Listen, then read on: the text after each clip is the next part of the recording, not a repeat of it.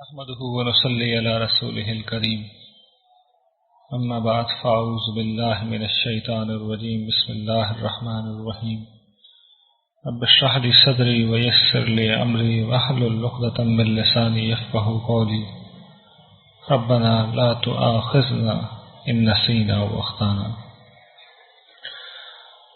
محترم خواتین و حضرات، سورہ بقرہ میں آپ کو یاد ہوگا کہ کل اس چیز کی تلاوت کی تھی، وہ انفاق کے حوالے سے اللہ تعالیٰ کے احکام تھے. انفاق میں جو چیز کہی گئی تھی وہ یہ کہ تم لوگ اللہ کی راہ میں اپنا مال خرچ کرو تو اللہ اسے بڑا چڑھا کر کئی گنا تمہیں لوٹائے گا، بلکہ 700 گنا تک کی وضاحت کی گئی تھی. انفاق کی اس ذہنیت کو جو چیز ختم کر دیتی ہے وہ انسان کا یہ احساس ہے کہ اگر میں اپنا مال دنیا میں ہی کسی کام میں لگاؤں اور وہ مجھے یقینی منافع لوٹائے تو وہ بہتر نہیں ہے کیا؟ اس کی ایک نمایاں مثال سود ہے. پیسے تو خیر کاروبار تجارت میں بھی بڑھتے ہیں، لیکن سود کی یہ خصوصیت ہوتی ہے کہ اس میں یقینی طور پر ریٹرن آتا ہے. اور دوسرا یہ کہ تجارت بہرحال ایک حلال چیز ہے، جبکہ سود ایک ایسی چیز ہے کہ جو اللہ تعالیٰ کے اپنے ارشاد کے موجب حرام ہے. قرآن کریم نے جس چیز کی تصریح کر دی تھی کہ لا تأکلوا اموالکم بینکم بالباطل، اپنے مال باہمی طور پر جو مال تم کھاتے ہو تو اس میں کوئی حرام نہ آنے دو، حرام طریقے سے نہ کھاؤ. تو یہ سود ایک حرام چیز ہے.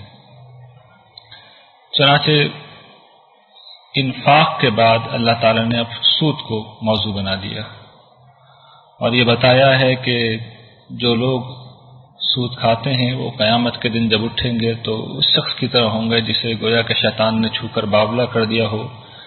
تو دیکھو یہ بات، یہ نصیحت اب جس شخص کے پاس پہنچ چکی ہے تو لازم ہے کہ وہ باز آ جائے سود کھانے سے. تو جو ہو سکا، جو کھا لیا سو کھا لیا، اس پہ دنیا میں کوئی حساب نہیں ہے، اس کا معاملہ اللہ کے حوالے ہے. اللہ تعالیٰ بہرحال قیامت کے دن پرسش کریں گے تو انسان اگر ایسا معاملہ ہے تو ذاتی طور پہ وہ تلافی کی کوشش کرے، لیکن کوئی ان کے خلاف اسٹیپ نہیں لیا جائے گا. اور جو کوئی اس کام کا دوبارہ ارتکاب کرتا ہے تو جان لیں کہ وہی لوگ پھر آگ والے ہیں اور ہمیشہ اس کے اندر رہیں گے. پھر اس ذہنیت کی وضاحت کی گئی ہے جو قرآن پیدا کرنا چاہتا ہے، اور وہ یہ ہے کہ اللہ سود کو مٹاتا ہے اور صدقات کو پروان چڑھاتا ہے. یہ اللہ کا طریقہ ہے. اور پھر ہمیشہ کی طرح اس طرح میں بار بار توجہ دلا رہا ہوں کہ شریعت کا کوئی حکم نہیں دیا جا رہا، مگر اس کے ساتھ ہمیشہ توجہ دلائی جا رہی ہے اللہ سے ڈرو، اللہ سے ڈرو، اللہ سے ڈرو. اس میں بھی اس بات کو دہرایا گیا ہے. اور پھر یہ آیت 281 میں اصل میں اس کی وضاحت کی گئی ہے کہ یہ بار بار ڈرنے کا حکم کیوں دیا جائے. دیکھیے اللہ تعالیٰ جو ہے وہ آپ اور میں، ہم اللہ کی کتنی ہی نافرمانی کیوں نہ کر لیں، انفرادی طور پہ وہ کسی کو نہیں پکڑتے. اس دنیا میں پکڑتے بھی ہیں تو عالم اسباب میں ہی ہوتا ہے، کسی کو محسوس بھی نہیں ہوتا. اس کی اصل پکڑ، اس کی اصل گرفت کس روز آئے گی؟ اس روز آئے گی جب ہم سب لوٹ کے اپنے رب کے حضور پہنچیں گے، اور پھر جو کچھ ہم نے کمایا ہوگا تو ہمیں پورا پورا دیا جائے گا اور اللہ تعالیٰ کسی پہ کوئی ظلم نہیں کریں گے. لیکن اس روز اگر ہمارے پاس ظلم ہوگا، ہم نے ظلم کیا ہوگا، تو وہ تو ہمیں پھر لوٹایا جائے گا، اور اس کی جو سزا ہے وہ ہمارے لیے ناقابل برداشت ہوگی. ہم وہ مخلوق ہیں صاحبوں جو آگ کی ایک آنچ بھی برداشت نہیں کر سکتے، سوئی کی ایک چبھن بھی برداشت نہیں کر سکتے. تو پروردگار عالم جب بار بار یہ کہتے ہیں کہ ڈرو ڈرو، تو وہ ہمیں توجہ دلا رہے ہیں کہ میرے پاس جو 2 انجام ہیں اس میں سے ایک ممکنہ انجام یہ ہے کہ آگ ہے، ایسی آگ جو پتھروں کو بھی پگھلا دے گی. تو تمہارے گوشت اور تمہارے کھال اور تمہاری ہڈیوں کی کیا حیثیت ہے؟ تو اللہ تعالیٰ اپنا تعارف یہ کراتے ہیں کہ وہ رحمان و رحیم ہیں، لیکن وہ عدل کرنے والے بھی ہیں. اور سرکشوں کو وہ کبھی معاف نہیں کرتے. تو یہ بار بار وہ توجہ دلا رہے ہیں کہ تمہارا جس ہستی سے معاملہ ہے اور جس کے پاس تمہیں جانا ہے اس کی عظمت کا، اس کی بڑائی کا کچھ خیال کرو اور اپنی فکر کرو، اللہ سے ڈر کے ان اعمال کو اختیار کرو جو اس کو پسند ہیں اور ان اعمال سے بچو جو اس کے لیے ناپسندیدہ ہیں. سود کیا ہوتا ہے اگر آپ غور کیجئے تو اصل میں یہ قرض ہوتا ہے. قرض آپ دیتے ہیں اور پھر قرض پر اضافی رقم ہے جو آپ لیتے ہیں. اصل میں سود بائی ڈیفینیشن یہ ہوتا ہے. تو سود کی تو ممانعت ہو گئی، البتہ قرضے کے بارے میں اجازت دے دی گئی کہ وہ لوگ لے دے سکتے ہیں، لیکن قرضے میں خود اپنی ذات میں بڑے مسائل ہوتے ہیں. معاشرے کے اندر ہم سب دیکھتے ہیں کہ تعلقات خراب ہو جاتے ہیں اس لیے کہ قرض جب لیا تو کتنا قرض تھا اس پہ اختلاف ہو گیا، کب واپس کرنا ہے اس پہ تو اکثر اختلاف ہو جاتا ہے. تو اللہ تعالیٰ نے ہماری تربیت کے لیے ہمیں یہ بھی بتا دیا کہ اہل ایمان جب تم ادھار کا لین دین کرو اور کسی خاص مدت کے لیے ہو تو اسے لکھ لیا کرو اور اس پہ 2 گواہ بھی بنا لیا کرو. کچھ مزید وضاحتیں ہیں اس کے بعد یہ فرمایا کہ 2 گواہ بھی بنا لیا کرو. یہ وہ ضابطہ ہے کہ جس کو اگر ہم اختیار کر لیں تو ہمارے درمیان میں جو اکثر اختلافات ہو جاتے ہیں، اور میں نے ایسے بہت کیسز دیکھے کہ قرض لیتے ہیں لوگ اور بالعموم قرض قریبی لوگ ہی دیتے ہیں، دوست احباب جاننے والے ہی دیتے ہیں، تو ٹرسٹ کرتے ہیں اور اس کے بعد یہ کہتے ہیں آپس کی بات ہے اب لکھنے کی کیا ضرورت ہے. لیکن 2 4 5 سال بعد یہی چیز تعلقات میں دراڑ ڈال دیتی ہے، اختلافات ہو جاتے ہیں اور لوگ ایک دوسرے کی شکل دیکھنے کے ربدار بھی نہیں رہتے. تو یہ اللہ تعالیٰ کی ہدایت کو پامال کرنے کا نتیجہ ہے جو اس دنیا میں نکل آتا ہے.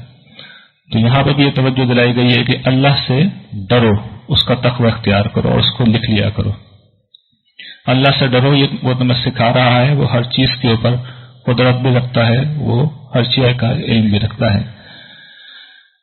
اس کے بعد بھی کچھ سفر سے متعلق ہدایات ہیں، یعنی اس معاملے میں اللہ نے اتنا اصرار کیا، وہ ساری آیات کا میں ترجمہ نہیں کر سکوں گا، وقت اتنا نہیں ہے، لیکن آپ کو اندازہ ہو جائے گا کہ اتنا اصرار ہے اللہ تعالیٰ کو کہ اس کی کوئی حد نہیں ہے. تو وہ بار بار اس پر توجہ دلا رہے ہیں کہ اس کو لکھ لو، اہتمام کرو یہ سارے. اس کے بعد یہ سورت اب ختم ہو رہی ہے، سورت کا خاتمہ ہے اور ایک بے مثل دعا کے اوپر یہ سورت ختم ہو رہی ہے. یہ دعا کیا ہے؟ یہ دعا دراصل اس امت کی ایک التجا ہے بارگاہ ربوبیت میں، جس میں وہ حاضر ہو کر ان صحابہ کرام میں اصل میں جن کو یہ دعا سکھائی گئی ہے، اور جب اللہ تعالیٰ کو اس طرح دعا سکھاتے ہیں تو گویا کہ وہ قبول کر لی گئی ہے. تو پہلے یہ بیان کیا جا رہا ہے کہ یہود نہیں مانتے، نہ مانے، رسول تو بہرحال ایمان لے آیا جو اس پہ نازل ہوا اس کے رب کی طرف سے، اور سارے اہل ایمان بھی، اور جو جو ایمانیات کے مطالبے تھے جن کو ہم نے کل آیا بر کے اندر دیکھا کہ نیکی یہ نہیں کہ تم اپنے رخ مغرب و مشرق کی طرف کر لو، بلکہ نیکی تو یہ ہے کہ تم اللہ پر، آخرت پر، کتابوں پر، فرشتوں پر ان پہ ایمان لے آؤ. تو یہ سب ان کا ذکر کیا جا رہا ہے. اور پھر عمل کا جو معاملہ ہے تو وہ یہ ہے سمعنا و اطعنا، یہ ہے وہ جو میثاق جو پہلی دفعہ صحابہ اکرام نے باندھا تھا. اور اس کے بعد جب ہم یہ کہتے ہیں کہ ہم مسلمان ہیں، دراصل ہم یہ باندھ رہے ہوتے ہیں، یہ میثاق باندھ رہے ہوتے ہیں. اگر ہم نے میثاق باندھا نہیں تو میں بہت معذرت کے ساتھ یہ عرض کروں گا کہ پھر آفیشیلی ہم ابھی تک مسلمان نہیں ہیں. اس لیے کہ مسلمان کی ڈیفینیشن یہ ہوتی ہے جو اللہ کو معبود مانے، رسول اللہ صلی اللہ علیہ وسلم کو اپنا ہادی و رہبر مانے، اور اس بات پہ یقین رکھے کہ جو آپ لے کے آئیں اس پہ بہرحال عمل کرنا میری ذمہ داری ہے. تو اگر یہ ہم نے معاملہ نہیں کیا، یہ عہد نہیں کیا، اس پہ یقین نہیں کیا، تو کلمہ پڑھ لینے سے تو ہو سکتا ہے کہ ہمارا نام لوگوں کی فہرست میں مسلمان کے طور پر گنا جائے، لیکن اللہ کے ہاں تو ابھی ہمارے ایمان کی گنتی شروع ہی نہیں ہوئی. تو اللہ تعالیٰ تو یہ کہتے ہیں کہ صحابہ اکرام کا طریقہ تھا کہ انہوں نے یہ کہا کہ سمعنا و اطعنا، پروردگار تیرے ہر حکم کو سنا و مان لیا، ہمیں تیری بخشش چاہیے، اے ہمارے رب ہمیں تیری ہی طرف لوٹنا ہے. اور پھر جو وہ دعا آ رہی ہے وہ بڑی باکمال دعا ہے. اس میں یہ عرض کیا جا رہا ہے کہ پروردگار جو ہم سے بھول چوک ہو جائے، جو غلطی ہو جائے ہمارے رب، تو ہمیں اس پر مت پکڑیو. پروردگار ہم پہ وہ بوجھ مت ڈال جو تو نے ہم سے پچھلے پر ڈالے ہیں، اور نہ وہ بوجھ جو ہماری طاقت سے زیادہ ہے. ہمیں معاف کر دے، ہماری بخشش فرما، ہم پر رحم فرما. تو ہی ہمارا آقا ہے، تو ہی ہمارا مولا ہے، اور ان کافروں پر ہمیں غلبہ دے، ان پہ نصرت دے ہمیں. یہ وہ بے نظیر دعا ہے حاضرین کہ جس دعا کی بنا پر آج میں اور آپ یہاں موجود ہیں، اللہ کا نام لے رہے ہیں، نماز کے لیے اکٹھا ہیں اور ہمیں کوئی نقصان پہنچانے نہیں آ رہا. آپ جانتے ہیں کہ صحابہ اکرام سے پہلے تاریخ کا زمانے کا دستور کیا تھا؟ شرک دین تھا، بادشاہوں کا دین تھا، حکمرانوں کا دین تھا، اور جو شخص اس دین سے انحراف کر کے ایک اللہ کی عبادت کرنے کی کوشش کرتا، تو اگر آپ قرآن کریم میں دیکھیں گے، پڑھیں گے، وہ واقعہ آئے گا بھی کہ جو جادوگر تھے، جو موسیٰ علیہ السلام سے شکست کھانے کے بعد ایمان لے آئے تھے، تو جانتے ہیں فرعون نے ان کے ساتھ کیا کیا تھا؟ ان کے ایک طرف سے ہاتھ کاٹے تھے، دوسری طرف سے پاؤں کاٹے تھے، اور اس کے بعد انہیں سولی کے اوپر، کھجور کے تنے کے اوپر ٹھوک دیا تھا. ٹھوک دیا سے لٹرلی ٹھوک دیا تھا، کیلوں سے ٹھوک دیا تھا، اور اس کے بعد خون ٹپک ٹپک کے سسک کے انسان مر جاتا تھا.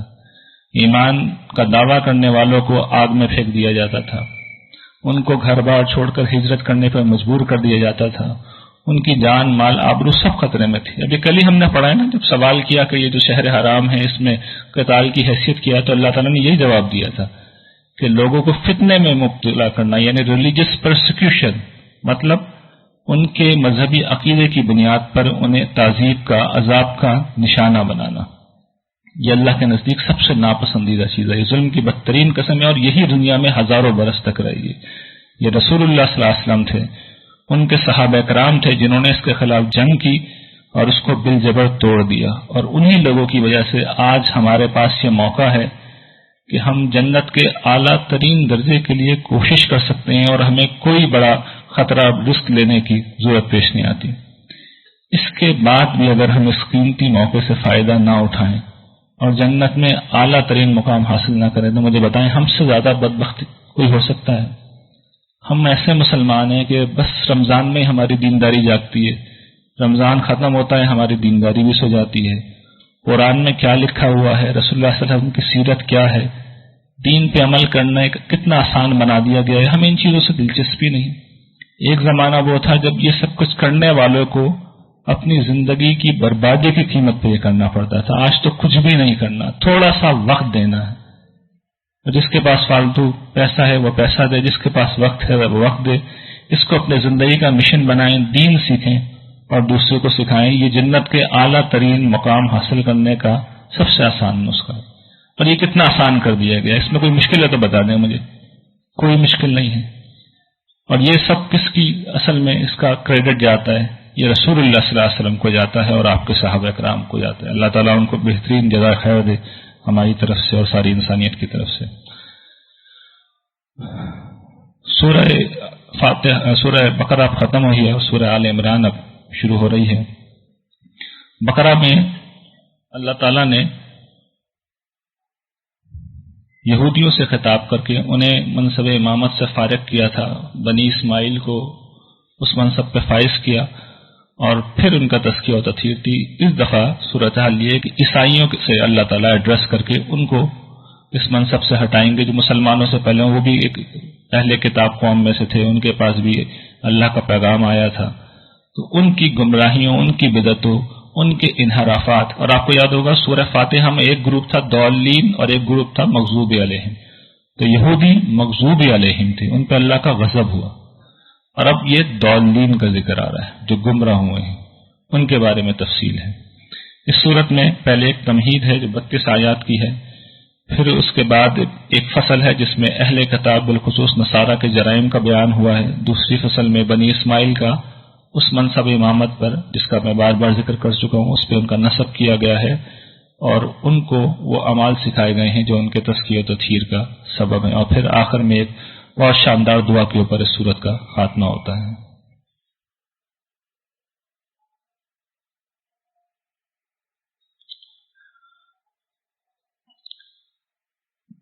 اس کی تمہید میں آیت 132 میں اللہ تعالیٰ نے 2-3 باتیں کہی، ان کو میں نے الگ الگ اکٹھا کر دیا ہے 3 عنوانات کے تحت. شروع کی 9 آیتوں میں یہ بات بتائی گئی ہے کہ قرآن اللہ کی طرف سے نازل کردہ کتاب ہے جو ان نشانیوں کا مصداق ہے، یعنی ان پیشگوئیوں پہ پوری اترتی ہے، ان کو سچا کرتی ہے جو اہل کتاب کے ہاتھ میں موجود تھیں۔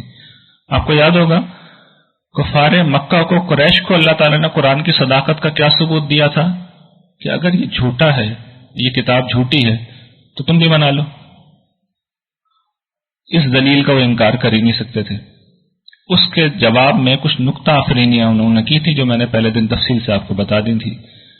یہی بات اب دوسرے پہلو سے اہل کتاب کے سامنے رکھی گئی کہ قرآن کی صداقت کا ثبوت یہ ہے، نبی کی صداقت کا ثبوت یہ ہے کہ یہ ان نشانیوں پہ بالکل پورا اترتے ہیں جو تمہارے پاس موجود ہے۔ ان کے لیے ممکن ہی نہیں تھا کہ وہ اس کا انکار کریں، انکار کر نہیں سکتے، ماننا بھی نہیں چاہتے، تو درمیانی راستہ کیا نکالا ہے؟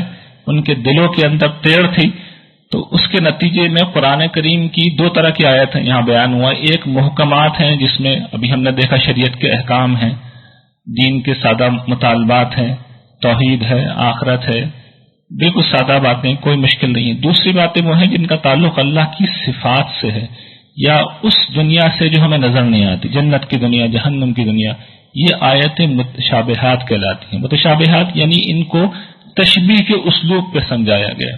میں مثال سے آپ کو سمجھاتا ہوں۔ ہم نے پہلے دن دیکھا تھا نا، اللہ تعالیٰ کو بتانا یہ مقصود تھا کہ جنت میں بڑی ورائٹی ہے، تو انہوں نے ایک پھل کی مثال دی تھی کہ جب جب جنتی وہ پھل کھائیں گے تو وہ کہیں گے یہ تو پرانا پھل ہے، لیکن در حقیقت وہ ظاہری طور پہ پرانا ہوگا، اصل میں تو ایک نیا ذائقہ اس کے اندر ہوگا۔ تو جنت ختم نہ ہونے والی ورائٹی کی جگہ، انسان بغیر ورائٹی کے خوش رہ نہیں سکتا، یہ انسان کا مسئلہ ہے۔ تو اس چیز کا بیان تھا۔ اب ایک شخص لے کے بیٹھ جائے کہ یہ مجھے سمجھا دو کہ سیب کھانے سے آم کا مزہ کیسے آئے گا، ظاہر بات ہے یہ بات اسے سمجھائی نہیں جا سکتی۔ تو اس طرح کی ظاہری چیزوں کے پیچھے پڑ جانا یہ اہل کتاب کا وتیرہ تھا، ان کا رویہ تھا۔ تو قرآن نے اس کو واضح کر دیا کہ یہ بجائے اس کے کہ قرآن کی ہدایت کو مانے، اس طرح کی باتیں اس کے متعلق کر رہے ہیں۔ تو یہ دراصل دل کے ٹیڑھے ہونے کا نتیجہ ہے، یہ صراط مستقیم سے ہٹ جانے کا نتیجہ۔ صحیح رویہ تو صحابہ کرام کا ہے کہ اصل ان کا مقصود یہ ہوتا ہے کہ ہمیں پروردگار کی رحمت چاہیے، پروردگار ہم کے پاس جو ہدایت آ گئی ہے وہ آ گئی ہے، تو پروردگار ہمارے دل اس سے مت پھیر دے، اپنے پاس سے ہمیں رحمت دے، تو بڑا بخشش والا ہے، ہمیں یقین ہے کہ تو انسانوں کو ایک روز جمع کرے گا اور اس دن کے آنے میں کوئی شک نہیں ہے۔ تو اس دن کی رسوائی ہمیں نہیں چاہیے، بے شک تو اپنے وعدے کے خلاف نہیں چلتا ہے۔ فوکس، اصل دھیان جو اصل مقصود ہے اس کی طرف ہے، یہ نہیں کہ وہ دن آئے گا تو کیسا ہوگا، دن ہوگا، رات ہوگی، اس طرح کے بہودہ سوالات یہ اہل ایمان کا طریقہ نہیں ہوتے۔ دوسری بات، اس صورت کی تمہید میں بات بیان کی گئی کہ جو نہیں مان رہا ہے ان کی وجہ انکار اصل میں یہ مال و اولاد کی محبت ہے، اس کی وجہ سے یہ ہماری باتوں کو نہیں مان رہے، حالانکہ ان کو اتنی بڑی بڑی نشانیاں دکھائی گئی ہیں۔ ابھی حال ہی میں جو یعنی جس وقت یہ نازل ہوئی، بدر کا معرکہ ہو چکا تھا، اس کے لیے ایک بڑی نشانی تھی جو بدر کا معرکہ قرآن کہہ رہا ہوا تھا، جس میں یہ ایک طرف قریش مکہ تھے، ایک طرف مسلمان تھے۔ تو اللہ تعالی نے کس طریقے سے اہل ایمان کو غلبہ دیا، اس کو ایک نشانی کے طور پہ پیش کیا گیا۔ یہود کے لیے بالکل یہ بات واضح تھی کہ یہ اللہ تعالیٰ کی نشانی ہے، لیکن اس کے باوجود وہ ماننے کے لیے تیار نہیں تھے۔ تو اصل ایشو کیا ہے کہ انسانوں کے لیے مرغوبات نفس، یعنی عورتیں، اولاد، سونے چاندی کے ڈھیر، نشان زدہ گھوڑے جیسے آج کل کی گاڑیاں ہیں، مویشی، یہ جو بینک بیلنس ہیں، ہرس یعنی کھیتی، آج کل فیکٹریاں، کاروبار، یہ چیزیں انسانوں کے لیے زیادہ محبوب ہوتی ہیں، حالانکہ اللہ کے نزدیک تو اس دنیا کی بہت تھوڑی سی متاع ہے، بہت تھوڑا سا سر و سامان ہے، اور جو اللہ کے پاس ہے وہ زیادہ بہتر ہے۔ اور وہ اللہ تعالیٰ بتاتے ہیں کہ اس سے بہتر کیا چیز ہے جو متقیوں کے لیے اللہ تعالیٰ نے رکھی ہے، وہ جنت ہے، وہ باغات ہیں جن کے نیچے نہریں بہتی ہیں، جن میں وہ ہمیشہ رہیں گے، اس میں پاکیزہ بیویاں ہوں گی، اور سب سے بڑھ کر اللہ کی رضا ہوگی۔ تو یہ چیزیں بہتر ہیں کہ عارض دنیا کا سر و سامان جو کسی لمحے بھی ختم ہو سکتا ہے۔ اور یہ کن کو ملیں گی؟ جو ایمان لانے والے ہیں، مغفرت کی درخواست کرنے والے ہیں اور التجا کرتے ہیں کہ پروردگار ہمیں جہنم کی آگ سے بچا لے۔ یہ صبر کرنے والے ہیں، سچے ہیں، فرما بردار ہیں، خرچ کرنے والے ہیں اللہ کی راہ میں، اور راتوں میں اٹھ کے توبہ کرنے والے ہیں۔ پھر جو اگلی چیز بیان کی گئی ہے وہ یہ کہ بنی اسماعیل کو اللہ تعالیٰ اس منصب پہ فائز کر رہے ہیں، اور اس سے پہلے یہ بتا رہے ہیں کہ دیکھو دین اسلام آ چکا ہے، اور یہ جو اہل کتاب ہیں اور امیین یعنی کہ مشرکین بنی اسماعیل ہیں، ان کو دعوت اسلام دو، اگر اسلام قبول کر لیتے ہیں تو ہدایت کے اوپر ہے، اگر منہ پھیر لیتے ہیں تو پھر تمہارے ذمے پہنچانے کے سوا کوئی ذمہ داری نہیں ہے۔ باقی اللہ نے اپنا فیصلہ ایک دعا تعلیم کر کے سکھا دیا، اور فیصلہ کیا ہے اللہ کا؟ فیصلہ یہ ہے جو دعا اس نے تلقین کی ہے کہ اے اللہ، اے ملک کے مالک، تو جسے چاہے بادشاہی دے، جس سے چاہے بادشاہی چھین لے، تو جسے چاہے عزت دے، جس سے چاہے ذلت دے، تیرے ہاتھ میں کل بھلائی ہے، تو ہر شے کے اوپر قادر ہے۔ مطلب یہ ہے کہ جب صحابہ اکرام کو یہ دعا کی تلقین کی ہے تو اب یہ بتا رہے ہیں کہ امامت تو گئی تھی تمہارے ہاتھ سے، اب سیادت اور بادشاہت بھی گئی، اب میں اس قوم کو، اور یہ وعدہ اللہ نے پھر سچ کر دکھایا، بادشاہت بھی انہی لوگوں کو دے دی گئی۔ اور یہ پھر جو مسلمان ضعفاء تھے ان کو تلقین کی گئی کہ میرا تو یہ فیصلہ آ گیا ہے، اس لیے مہربانی کر کے تم بھی اب ایک طرف آ جاؤ، یا تو ادھر ہو جاؤ یا ادھر ہو جاؤ، اور اگر مسلمانوں میں رہ رہے ہو تو ان کافروں کو دوست مت بناؤ، اور اگر تمہیں ایمان کا دعویٰ ہے، مجھ سے محبت کا دعویٰ ہے، تو پھر میرے نبی کی پیروی کا راستہ اختیار کرو، یہ کرو گے تب میں تم سے محبت کروں گا اور تمہارے گناہوں کو معاف کر دوں گا۔ اس کے بعد کا جو حصہ میرے خیال میں وقت ہو گیا ہے، اس کو انشاءاللہ اگلے سیشن میں ہم دیکھ لیں گے۔ وآخر دعوانا الحمدللہ رب العالمین۔